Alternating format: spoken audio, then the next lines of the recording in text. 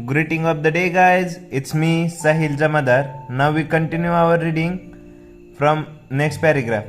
As he traveled for 2 more days along the route that he prayed would take him to Shivana, Julian's thoughts wandered back to his former life, though he felt entirely liberated from the stress and strain that personified his former world. He did wonder whether he could really spend the rest of his days without the intellectual challenge that the legal profession had offered him since he left Harvard Law School. His thoughts then wandered back to his oak-paneled office in a glittering downtown skyscraper and the idyllic summer home he had sold for a pittance. He thought about his old friends with whom he would frequent the finest of restaurants in the most glamorous locales. He also thought about his prized Ferrari and how his heart would soar when he gunned the engine and all its ferocity sprang to life with a roar.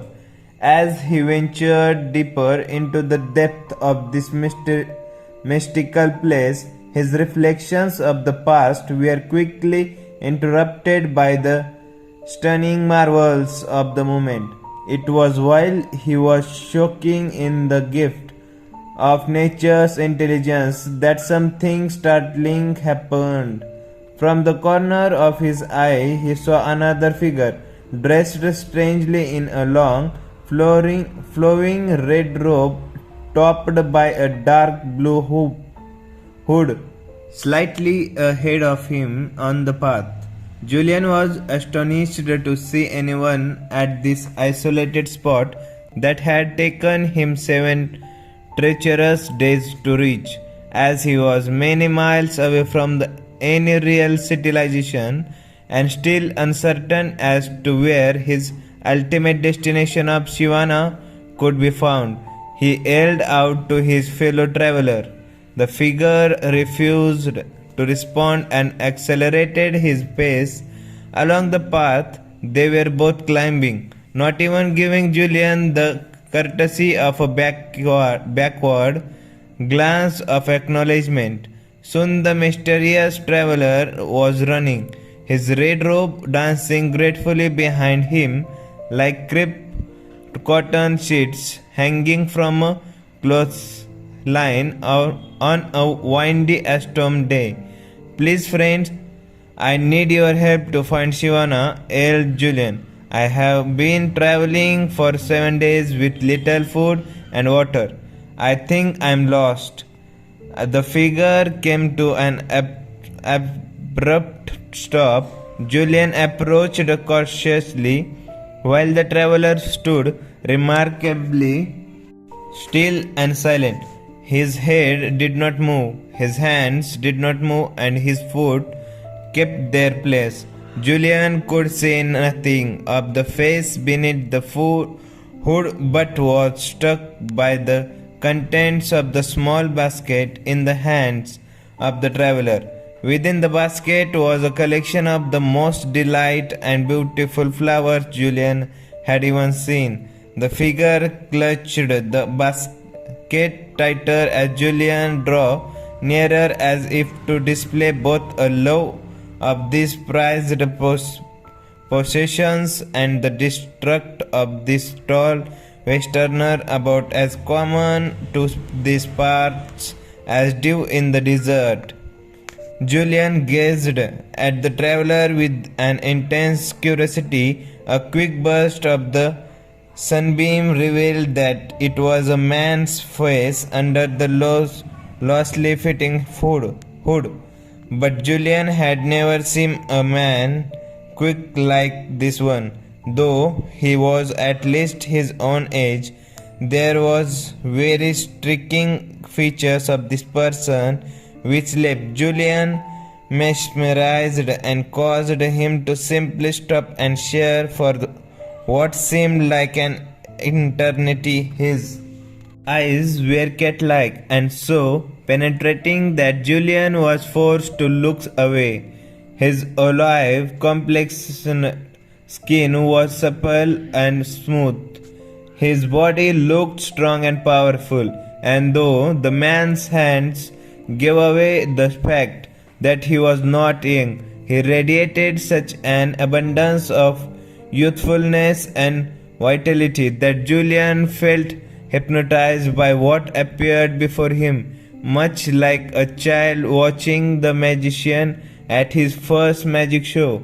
This must be one of the great sages of Shivana, Julian thought to himself, scarcely able to contain his delight at his discovery.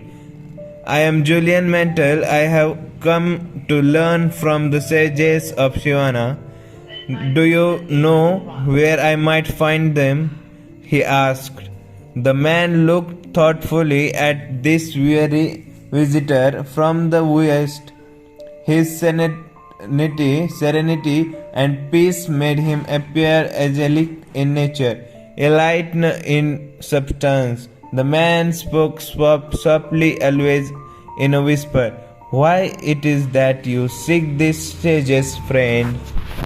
Sensing that he had indeed found one of the mystical monks who had eluded so many before him, Julian opened his heart and poured out his Odyssey to the traveler. He spoke of his former life and of the crisis of spirit he had struggled with, how he had traded his health and his energy for the fleeting rewards that his law practice brought him. He spoke of how he had traded the riches of his soul for a fat bank account and the illusory gratification of his live fast, die young lifestyle. And he told him of his travels in mystical India and of his meeting with Yogi Krishnan, the former trial lawyer from New Delhi who had also given up his former life in the hope of finding inner harmony and lasting peace. The traveler remained silent and still. It was not until Julian spoke of his burning, almost obsessive desire to acquire the ancient principles of enlightened living that the man spoke again. Placing an arm on Julian's shoulder, the man said gently, if you truly have a heartfelt desire to learn the wisdom of better way, then it is my duty to help you. I am indeed one of those sages that you have come so far in search of. You are the first person to find us in many years. Congratulations. I admired your tenacity. You must have been quite a lawyer, he offered.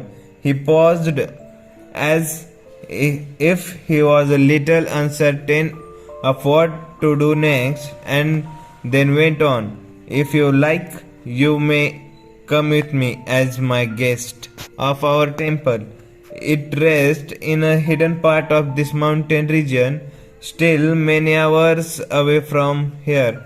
My brothers and sisters will welcome you with open arms.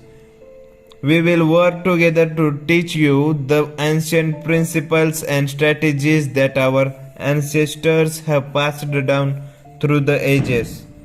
Before I take you into our private world and share our collected knowledge for filling your life with more joy, strength and purpose, I must request one promise from you, requested the sage. Upon learning these timeless truths, you must return to your homeland in the west and share this wisdom with all those who need to hear it. Though we are isolated here in these magical mountains, We are aware of this turmoil your world is in. Good people are losing their way. You must give them the hope that they deserve. More importantly, you must give them the tools to fulfill their dreams. This is all I ask. Julian instantly accepted the sage's terms and promised that he would carry their precise message to the west. As the two men moved still higher up the mountain path to the lost village of Shivana, the Indian sun started to set, a fairy red circle slipping into a soft magical slumber. After a long and weary day, Julian told me he has never forgotten the majesty of that moment, walking with an ageless Indian monk for whom he somehow felt a brotherly love. Traveling to a place he had longed to find with all its wonder and many mysteries. This was definitely the most memorable moment of my life, he confided in me. Julian had always believed that life came down to a few key moments. This was one of them. Deep inside his soul, he somehow sensed that this was the first moment of the rest of his life, a life soon to be much more than it had even been. That's enough for today. We continue our reading A Magical Meeting with the Sages of Shivana. Okay, bye. Have a good day.